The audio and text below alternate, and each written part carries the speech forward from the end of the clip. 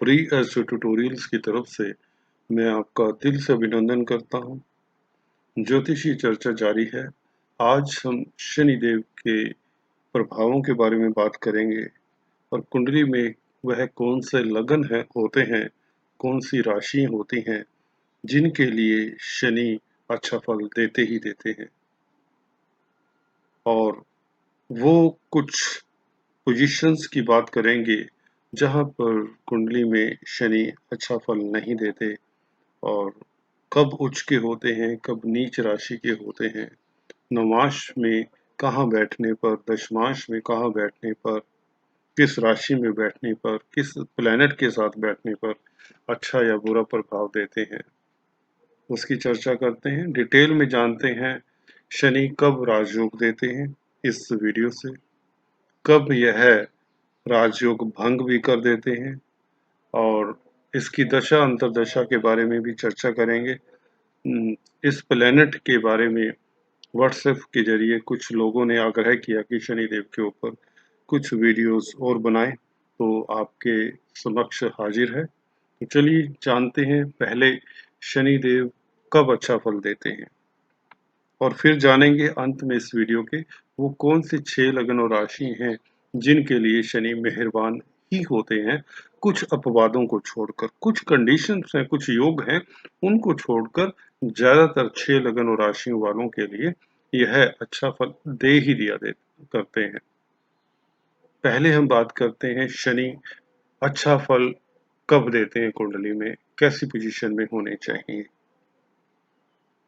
सबसे साफ जानते हैं, जो मेरे एस्ट्रोलॉजर के स्टूडेंट्स हैं वो अच्छी तरह से जानते हैं कि शनि जब उच्च राशि के हों, तुला में उच्च राशि के होते हैं, और वृष राशि में हो, ये भी शुक्र की राशि है। शुक्र की राशियों में शनि बहुत अच्छा फल देते हैं, खासकर जब मकर लगन हो, कुंभ लगन हो, तुला लगन हो, वृष लगन हो। इनके लिए तो शनि कहते हैं ना, छप्पड़ फाड़ कर धन देते हैं, शोहरत देते हैं, इज्जत मान देते हैं, सक्सेस देते हैं। अगर यह केंद्र त्रिकोण में शुभ प्लैनेट्स के साथ हो या मित्र राशि में हो। कौन सी मित्र राशि है? बुध की राशि में हो सकते हैं, अच्छा फल देंगे। बुध मित्र होता है। अपनी राशि में हो, कुंभ में हो, मकर में हो, तब भी अच्छा फल देंगे। शुक्र की राशि में हो, शुक्र की राशि में खासकर तुला में हो तो बहुत अच्छा फल देंगे, केंद्र में हो तो। और ये तो जनरल बात हो गई, ये तो सभी लोग जानते हैं। आपको अब कुछ खास सूत्रों की बात बताता हूँ। शनि के रिजल्ट को, जब शनि की महादशा हो या अंतरदशा हो, कैसे आपको देखना चाहिए। सबसे पहले अगर शनि देखिए अकेले हैं कुंडली में, तो वह शुभ फल ज्यादातर देंगे, यह मानी हुई बात है। क्योंकि शनि के साथ जो भी प्लेनेट बैठेगा, भले शुक्र बुध ही क्यों ना हो, भले मित्र हैं, उसको भी प्रभावित करते हैं। शनि के साथ शुक्र का बैठना वैवाहिक लाइफ को दिक्कत दे सकता है। वैवाहिक लाइफ को दिक्कत ना दे, पत्नी को दिक्कत हो सकती है, स्वास्थ्य हानि हो सकता है, इवन व्यक्ति विशेष का करैक्टर दिक्कत में आ सकता है।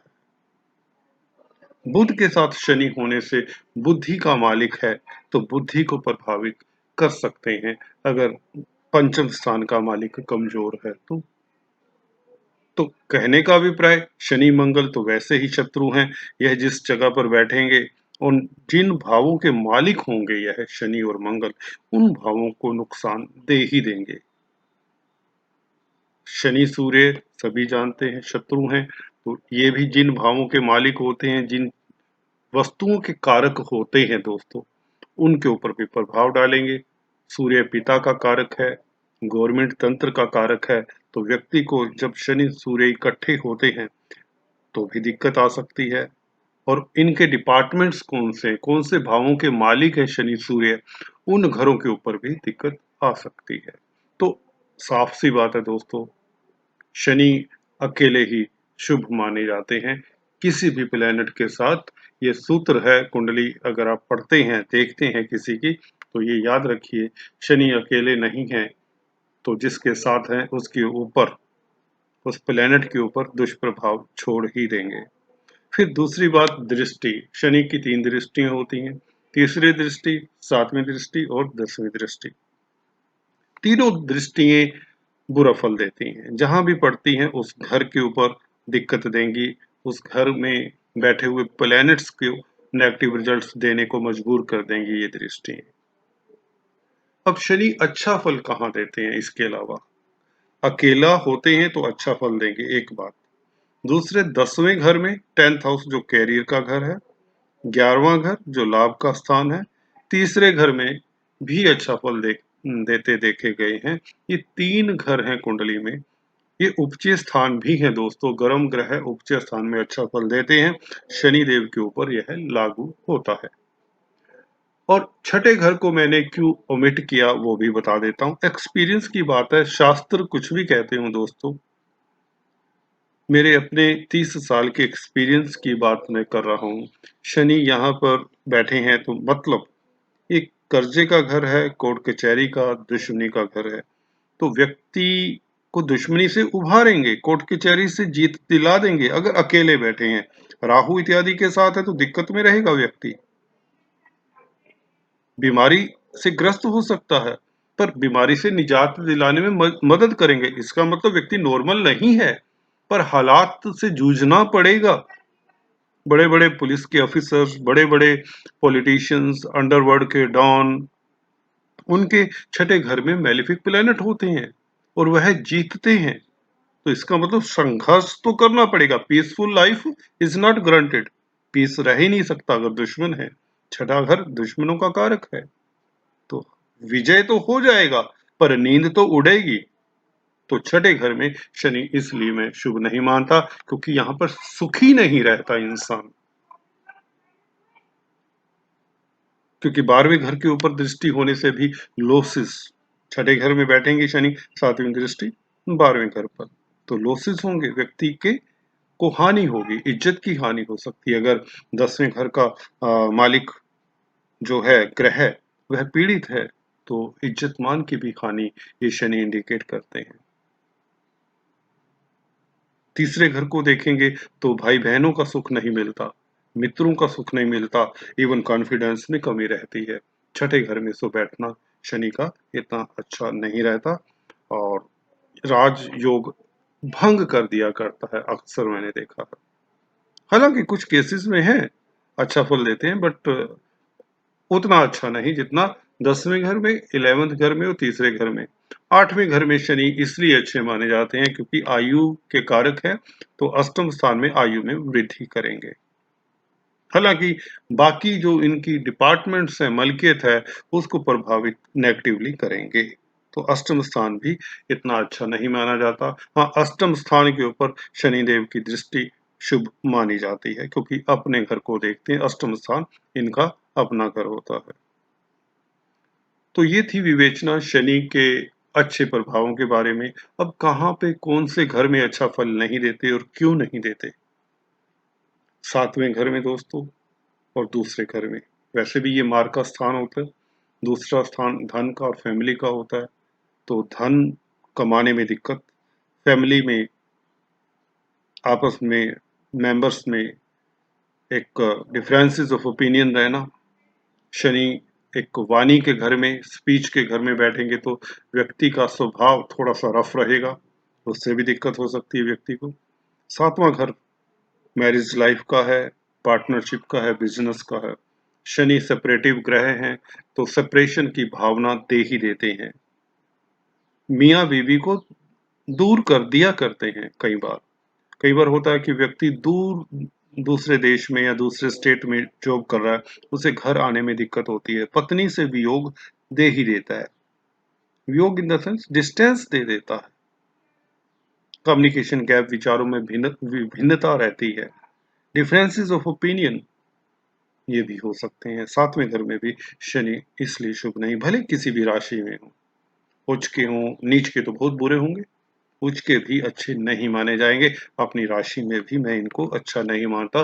7th और 2nd हाउस में, 2nd हाउस से कैरियर के को लेकर भी मैं देखता हूँ कि अक्सर स्ट्रगल करना पड़ता है जब शनि 2nd हाउस में होते हैं। और लगन में शनि देखिए नेगेटिविटी के प्लेनेट है, तो विचार व्यक्ति चतुर होता है, डिप्लोमेट होता है, अपनी ही हानि अंततः करता है, अपने आप को अकेला पाता है, क्योंकि उसका तृतीय स्थान के ऊपर आस्पेक्ट रहेगा, तो उसके दोस्त नहीं होंगे, क्योंकि सेल्फिश हो जाता है व्यक्ति, एम्बिशियस होता है, शातिर होता है। सातवें घर को देखेंगे तो मैरिज लाइफ को तबाह करेगा, दिक्कत देगा ही देगा मैरिज लाइफ में। 10वें घर को देखेगा तो कैरियर के ऊपर, व्यक्ति के ऊपर लांछन लगते हैं, व्यक्ति कोर्ट कचहरी में रहता है, तो लगन में शनि इस राशि में भी बैठा लो, अगर तुला की राशि में तो अच्छा फल देंगे, पर पूरी अवधि में नहीं। अगर 19 साल की दशा आ जाती है व्यक्ति की, यंग एज में 50s में है व्यक्ति, और 19 साल की दशा आ गई, महादशा विंशोत्तरी दशा, और हालांकि लगन में शनि बैठे हैं, तो यह डिले करते हैं हर चीजों को। शनि शनि चलने वाले प्लेनेट हैं, तो हर चीज को डिले करेंगे, नौकरी में डिले, शादी में डिले, रिश्तेदारी में, हर चीज में डिले, सुख में डिले। फोर्थ हाउस वैसे भी माता का है और मन का है, माता को दिक्कत हो सकती है, मदर के साथ कम्युनिकेशन गैप हो सकता है, मानसिक शांति का अभाव हो सकता है। तो इसलिए अगर 9th हाउस में देखें, भाग्य स्थान है, भाग्य में थोड़ी सी दिक्कत रहेगी।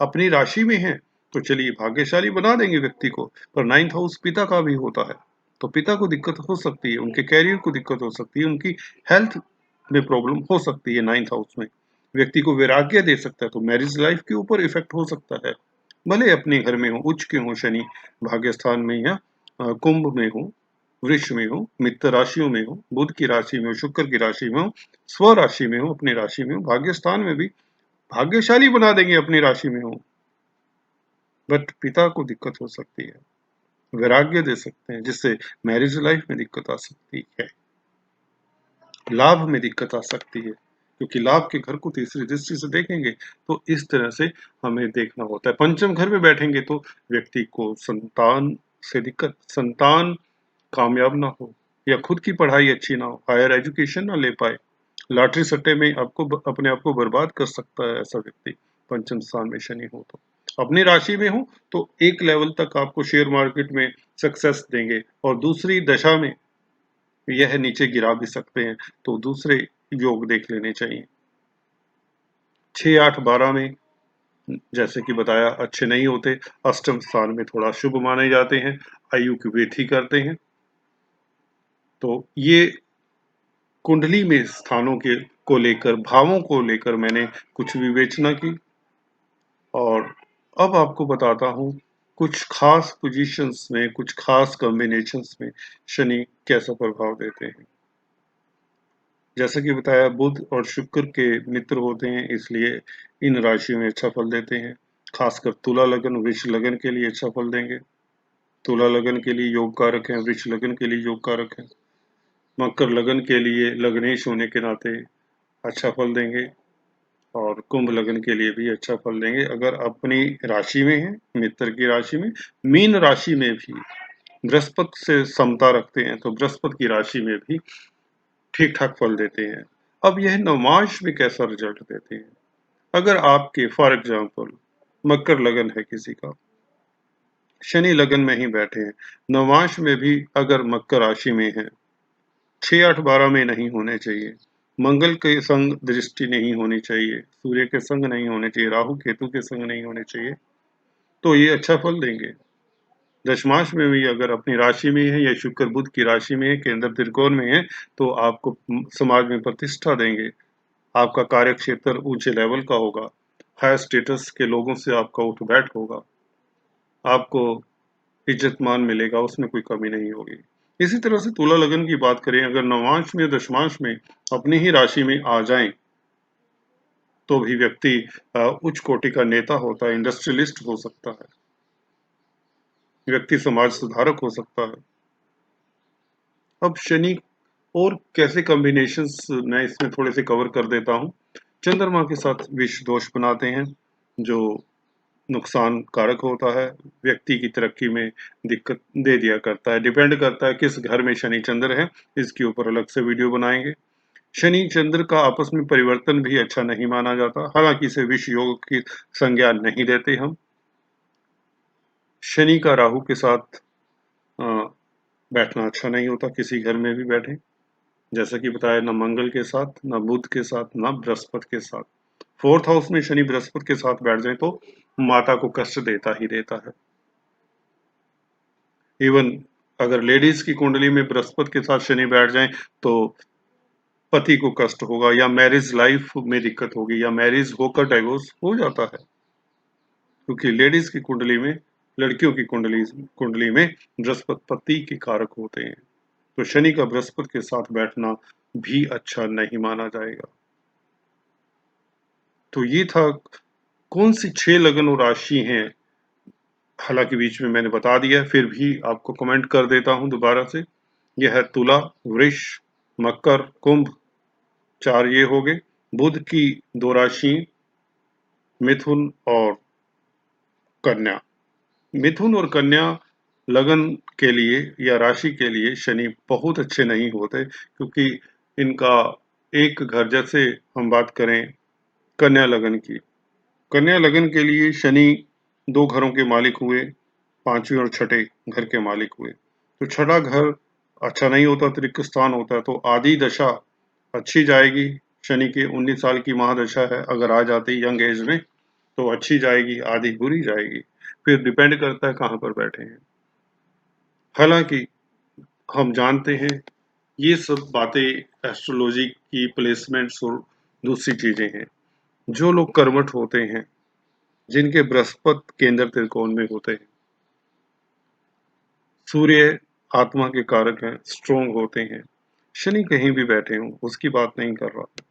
बृहस्पति और सूर्य का रोल भी बहुत इंपॉर्टेंट होता है। शनि जैसे जिनका रोल, शनि का भी इंपॉर्टेंट है, बृहस्पति और सूर्य का भी कम इंपॉर्टेंट नहीं होता, क्योंकि सूर्य आत्मा के कारक है। अगर सूर्य स्ट्रोंग है तो व्यक्ति कर्मठ होता है, बृहस्पति स्ट्रोंग है तो व्यक्ति समाज में प्रतिष्ठा पाता है, कामकाज अच्छा रहता है, सुख भोगता है, उसके पास सभी तरह के सुख साधन होते हैं। शुक्र अच्छा हो तो भी व्यक्ति को लाइफ के एक पड़ाव में, अगर शनि बृहस्पति सूर्य अच्छे नहीं है, खाली शुक्र अच्छा हो, फोर्थ हाउस में है, जैसा कि शुक्र यहाँ पर बली होते हैं फोर्थ हाउस में, तो उसके पास वाहन बंगले का सुख होगा, मान प्रतिष्ठा होगी उसकी। तो एक प्लेनेट कई बार अपनी अच्छी जगह पर बैठा हो फोर्थ हाउस में, जैसे कि शनि 10वें और 11वें में अच्छे होते हैं, इस तरह शुक्र फोर्थ हाउस में अच्छे होते हैं। तो ये नहीं कह सकते कि अगर शनि खराब हो गई तो सारी कुंडली खराब हो गई। हाँ, प्लेनेट की दशा अंतरदशा कब आती है, यंग एज में आती है, बुढ़ापे में आती है, कि जवानी में आती है, किस तरह के पीरियड में आती है, वो इंपॉर्टेंस रखती है। आज इसको इस वीडियो में इतना ही। अगले वीडियो में कुछ इस तरह की चर्चा लेकर आता हूं। तब तक के लिए please subscribe, like and share. Thanks for watching this video. God bless you.